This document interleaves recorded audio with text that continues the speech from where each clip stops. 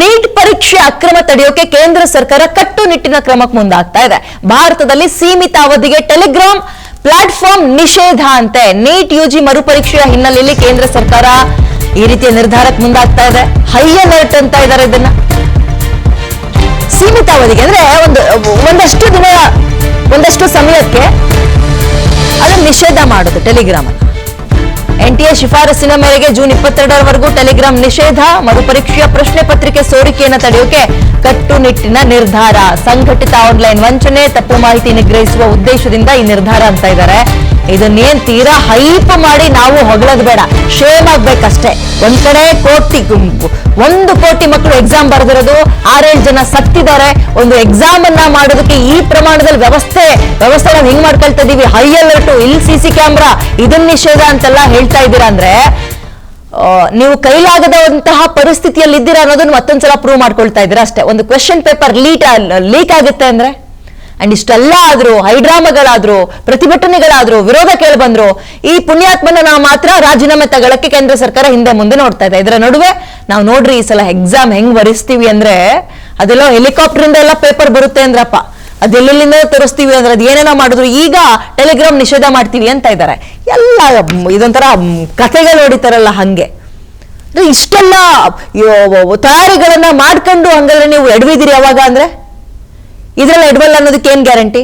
ಟೆಲಿಗ್ರಾಮ್ಗಳನ್ನ ban ಮಾಡಿದ್ರೆ ಸ್ವಲ್ಪ ದಿನಗಳ ಕಾಲ ನಿಷೇಧ ಮಾಡಿದ್ರೆ ಬೇರೆ ದಾರಿನೇ ಇರಲ್ವ ಅವ್ರಿಗೆ? ಇವೆಲ್ಲ ಕಥೆಗಳು ಹೊಡಿತಾರ ಅಷ್ಟೇ. ಮೋರ್ ಡೀಟೇಲ್ಸ್ ಕಲಿಗೆ ಧ್ರುವ ನೀಡ್ತಾರೆ. ಧ್ರುವ, ಟೆಲಿಗ್ರಾಮ್ ನಿಷೇಧ ಮಾಡ್ತಾರೆ, ಮತ್ತೊಂದು ನಿಷೇಧ ಮಾಡ್ತಾರೆ. ಇದನ್ನ ಬಹಳ ಗಂಭೀರವಾಗಿ ತಗೊಳ್ಬೇಕಾ ನಾವು? ಅದನ್ನ ಫೇಲಿಯರ್ ಆಗಿದ್ರು ಅದನ್ನ ಮುಚ್ಚಾಕೊಳ್ಳಕ್ಕೆ ಕಥೆಗಳನ್ನ ಕಟ್ತಾ ಇದ್ದಾರೆ ಅಂತ ತಗೊಳ್ಳದ ಈ ವಿಚಾರನ? ವಿದ್ಯಾ, ಇಲ್ಲಿ ಈಗ ಸದ್ಯ ತಪ್ಪು ನಡೆದೋಗಿದೆ, ಆ ತಪ್ಪನ್ನ ಮುಚ್ಕೊಳ್ಬೇಕು. ದೇಶಾದ್ಯಂತ ಯುವಕರ ಆಕ್ರೋಶವನ್ನ ವ್ಯಕ್ತಪಡಿಸ್ತಾ ಇದ್ದಾರೆ. ಸರ್ಕಾರದ ವಿರುದ್ಧ ಯುವಕರ ವಿರೋಧಿ ಅಲೆ ಎದ್ದಿದೆ. ಸೊ ಹೀಗಾಗಿ ಇದನ್ನೆಲ್ಲ ಪ್ಯಾಚ್ ಅಪ್ ಮಾಡುವಂತ ಒಂದು ನಿಟ್ಟಿನಲ್ಲಿ NTA ಈಗ ಎಚ್ಚೆತ್ತುಕೊಂಡಿದೆ. ಕಳೆದ ಬಾರಿ ನಾವು ಎಕ್ಸಾಮ್ ಅನ್ನ ಸ್ಟ್ರಿಕ್ಟ್ ಆಗಿ ಮಾಡ್ತೀವಿ ಅಂತ ಹೇಳಿದ್ರು, ಆದ್ರೆ ಎಕ್ಸಾಮ್ ಸ್ಟ್ರಿಕ್ಟ್ ಮಾಡಿದ್ದು ಎಕ್ಸಾಮ್ ಹಾಲ್ ಒಳಗೆ ಪ್ರವೇಶ ಮಾಡ್ತಾ ಇರುವಂತ ವಿದ್ಯಾರ್ಥಿನಿಯರಿಗೆ ಏನು ಅವರು ಕೆಲವು ಡ್ರೆಸ್ ಹಾಕೋಕಿರ್ಲಿಲ್ಲ, ಕಿವಿಯೋಲೆ ಹಾಕಂಗಿರ್ಲಿಲ್ಲ, ಚೈನ್ ಹಾಕೋಂಗಿರ್ಲಿಲ್ಲ, ಈ ರೀತಿಯ ಸಿಸ್ಟಮ್ ಮಾಡಿ ಇದನ್ನ ಈಸಿಯಾಗಿ ಲೀಕ್ ಮಾಡಿದ್ರು. ಆದ್ರೆ ಈ ಸಲ ನಾವೊಂಚೂರು ಸ್ಟ್ರಿಕ್ಟ್ ಮಾಡ್ತೀವಿ ಅಂತ ಹೇಳ್ತಾ ಇದ್ದಾರೆ. ಇದರಲ್ಲಿ ಪ್ರಮುಖವಾಗಿ ಇವರು ತೆಗೆದುಕೊಂಡಿರುವಂತಹ ಒಂದು ನಿರ್ಧಾರ NTA ಇಂದ ಈಗ ಟೆಲಿಗ್ರಾಮ್ ಆಪ್ ಅನ್ನ ನಿಷೇಧ ಮಾಡ್ತೀವಿ ಅಂತ. ಆದ್ರೆ ಬೇರೆ ಪ್ಲಾಟ್ಫಾರ್ಮ್ ಅಲ್ಲಿ ಇದನ್ನ ಈಸಿಯಾಗಿ ಶೇರ್ ಮಾಡ್ಕೋಬಹುದು, ವಾಟ್ಸ್ಆಪ್ ಅಲ್ಲಿ ಈಸಿಯಾಗಿ ಶೇರ್ ಮಾಡಬಹುದು. ನಂಬರ್ ಅನ್ನ ಪಡ್ಕೊಂಡ್ರೆ ಕ್ವಶನ್ ಪೇಪರ್ ಸಿಗುವಂತ ಚಾನ್ಸಸ್ ಗಳು ವಾಟ್ಸ್ಆಪ್ ಅಲ್ಲಿ ಇದೆ. ಕೇವಲ ಟೆಲಿಗ್ರಾಮ್ ಯಾಕೆ ಅಂದ್ರೆ ಕಳೆದ ಬಾರಿ ಟೆಲಿಗ್ರಾಮ್ ಮೂಲಕವೇ ಲೀಕ್ ಆಗಿತ್ತು ಅಂತ ಹೇಳ್ತಾ ಇದ್ದಾರೆ. ಇನ್ನು ಟೆಲಿಗ್ರಾಮ್ ಇದೆಯಲ್ಲ, ಇದೊಂಥರ ಯಾವುದೇ ಸೇಫ್ಟಿ ಜಾಸ್ತಿ ಇರೋದಿಲ್ಲ. ಯಾವ ಗ್ರೂಪಿಗೆ ಯಾರು ಬೇಕಾದ್ರೂ ಜಾಯ್ನ್ ಆಗ್ಬಹುದು, ಯೂಸರ್ ನೇಮ್ ಯೂಸ್ ಮಾಡಬಹುದು, ಯಾರು ಬಳಸ್ತಾ ಇದ್ದಾರೆ ಗೊತ್ತಾಗಲ್ಲ, ಎಂಡ್ ಟು ಎಂಡ್ ಎನ್ಸ್ಕ್ರಿಪ್ಷನ್ ಇದರಲ್ಲಿ ಜಾಸ್ತಿ ಇಲ್ಲ.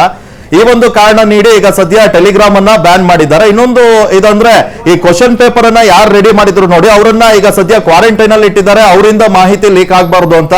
ಇನ್ನೊಂದ್ ಕಡೆ ಈ ಕ್ವಶನ್ ಪೇಪರ್ ಅನ್ನ ತೆಗೆದುಕೊಂಡು ಹೋಗುವಂತ ಸಂದರ್ಭದಲ್ಲಿ ಕೂಡ ಏರ್ ಫೋರ್ಸ್ ಅನ್ನ ಬಳಕೆ ಮಾಡ್ಕೊಳ್ತಾರಂತೆ. ಏರ್ ಫೋರ್ಸ್ ನ ಅಧಿಕಾರಿಗಳು ಈ ಕ್ವಶನ್ ಪೇಪರ್ ಅನ್ನ ಇಲ್ಲಿ ಸೆಂಟರ್ ಅಲರ್ಟ್ ಮಾಡ್ಕೊಳ್ತಾರೆ.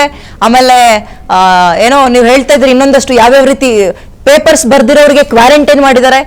ಡೋಂಟ್ ಯು ಥಿಂಕ್ ಇದೆಲ್ಲ ಹೈ ಡ್ರಾಮಾಗಳನ್ನ ಇಲ್ದಲೇ ಇರೋದನ್ನ ಕ್ರಿಯೇಟ್ ಮಾಡ್ತಾ ಇದ್ದಾರೆ ಅಂತ?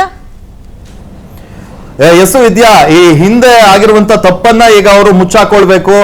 ಅದಕ್ಕೆ ಸಂಬಂಧಪಟ್ಟ ಹಾಗೆ ಸಚಿವರ ರಾಜೀನಾಮೆಗೆ ಈಗಾಗಲೇ ಬಹುದೊಡ್ಡ ಆಗ್ರಹ ವ್ಯಕ್ತವಾಗ್ತಾ ಇದೆ. ಶಿಕ್ಷಣ ಸಚಿವರು ರಾಜೀನಾಮೆಯನ್ನ ನೀಡಿಲ್ಲ. ಈಗ ತಾವು ತಪ್ಪೇ ಮಾಡಿಲ್ಲ ಅನ್ನೋ ರೀತಿ ಈಗ ಅದನ್ನೆಲ್ಲ ಮುಚ್ಚಾಕುವಂತ ಕೆಲಸವನ್ನ ಮಾಡ್ತಾ ಇದ್ದಾರೆ. ಅಂದ್ರೆ ನಾವು ಎಕ್ಸಾಮ್ ಅನ್ನ ಸ್ಟ್ರಿಕ್ಟ್ ನಡೆಸ್ತಾ ಇದೀವಿ ಅಂತ ಹೇಳಿ ಎಲ್ರಿಗೂ ಒಂದು ತೋರ್ಪಡಿಕೆಗಾಗಿ ಈ ರೀತಿಯ ನಿಯಮಗಳನ್ನ ಮಾಡ್ತಾ ಇದ್ದಾರ ಅನ್ನುವಂತ ಪ್ರಶ್ನೆ ಇಲ್ಲಿ ಮೂಡ್ತಾ ಇದೆ. ಸಾಕಷ್ಟು ಜನ ವಿದ್ಯಾರ್ಥಿಗಳು ಆತ್ಮಹತ್ಯೆಯನ್ನ ಮಾಡ್ಕೊಂಡ್ರು, ಅದಕ್ಕೆ ಯಾರು ಹೊಣೆ? ಈಗ ಮೇಲ್ನೋಟಕ್ಕೆ ಸಿಕ್ಕಂತ ಒಂದಿಷ್ಟು ಜನರನ್ನ ಅರೆಸ್ಟ್ ಮಾಡಿದ್ದಾರೆ, ಅವರಿಗೆ ಶಿಕ್ಷೆಯನ್ನ ವಿಧಿಸಿದ್ದಾರೆ ಹೊರತು ಇದರಲ್ಲಿ ಹೊಣೆಗಾರಿಕೆಯನ್ನ ಹೊರುವಂತ ಕೆಲಸವನ್ನ ಮಾಡಿಲ್ಲ. ಇದನ್ನ ಈಗ ಹೊಣೆಗಾರಿಕೆಯನ್ನ ವಹಿಸಿಕೊಳ್ಳುವಂತ ರಾಜೀನಾಮೆಯನ್ನೇ ಸ್ವತಃ ನೀಡಬೇಕಿತ್ತು, ಅದನ್ನ ಮಾಡಿಲ್ಲ, ಅಧಿಕಾರಿಗಳು ಮಾಡಿಲ್ಲ, ಸಚಿವರು ಮಾಡಿಲ್ಲ. ಈಗ ಕೆಳ ಹಂತದಲ್ಲಿರುವ ಒಂದಿಷ್ಟು ಜನರನ್ನ ಈಗ ಸದ್ಯ ಅರೆಸ್ಟ್ ಮಾಡಿದ್ದಾರೆ. ಈಗ ಇದನ್ನೆಲ್ಲ ಮುಚ್ಚಾಕ್ಬೇಕು ಅನ್ನುವಂತ ನಿಟ್ಟಿನಲ್ಲೇ ಈಗ ಸ್ಟ್ರಿಕ್ಟ್ ರೂಲ್ಸ್ ತಂದಂತೆ ಕಾಣಿಸ್ತಾ ಇದೆ. ಇದು ಕೂಡ ಸಾರ್ವಜನಿಕರ ವಲಯದಲ್ಲಿ ಸರ್ಕಾರದ ವಿರುದ್ಧ ಆಕ್ರೋಶಕ್ಕೆ ಕಾರಣವಾಗಿದೆ. Okay, thank you ಡೀಟೇಲ್ಸ್ಗೆ.